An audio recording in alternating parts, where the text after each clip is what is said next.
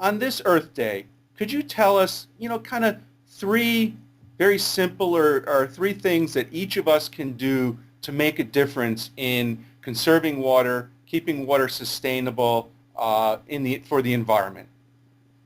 Well, first off, I think it just makes sense to invest in water-saving devices in your home.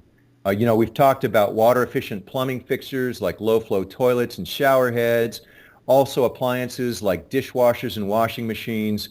Those modest investments, as you pointed out a moment ago, will save you money, and many of them have pretty short-term payback periods.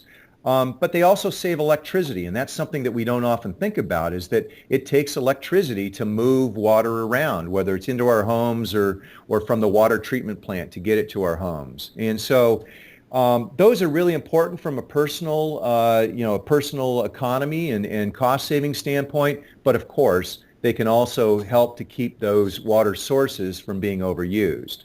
So invest inside the home. Another one that I mentioned a while ago is pay attention to how you use water outside your home or outside your business.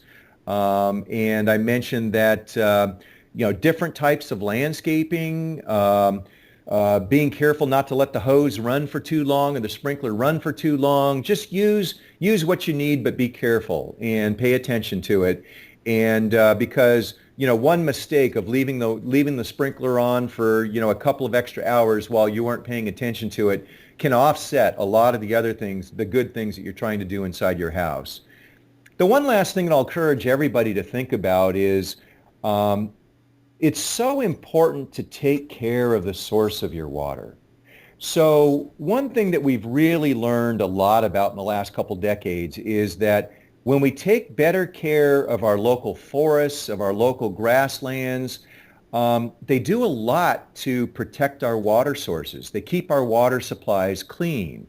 When the rain falls in those areas, they allow that rain to slowly and gently percolate into the soils and then slowly flow into streams and lakes for our use later on.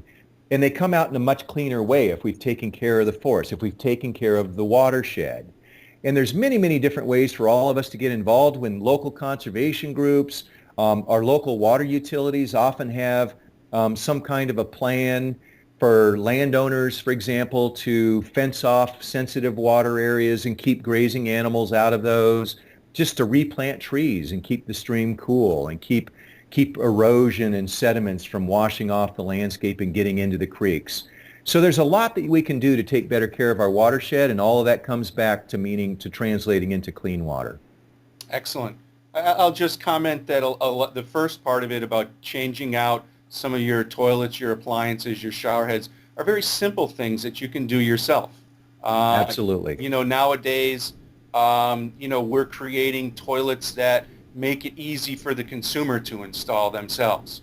It's also Yes. very easy to change out a shower head or a faucet aerator. And then some of your other comments about being conscious of the environment, being conscious of not letting the sprinkler run, are very just common sense things that improve your quality of life as well and make your house a beautiful place to live. Well, So, I can sure attest to all of those things. I'm one of the world's worst handymen, and I don't touch electricity because that can really hurt me. But you're absolutely right. I've replaced the toilets and shower heads in my house, and even I can do that. So I agree with your point there. okay, Brian, I'd really like to thank you for spending this time with us. Appreciate your time and your efforts in the water conservation arena. And let's hope that everybody takes this to heart and we all work towards sustaining our water supply and saving water and Well, electricity. and thanks for everything that everybody out there is doing to save our water and keep it clean.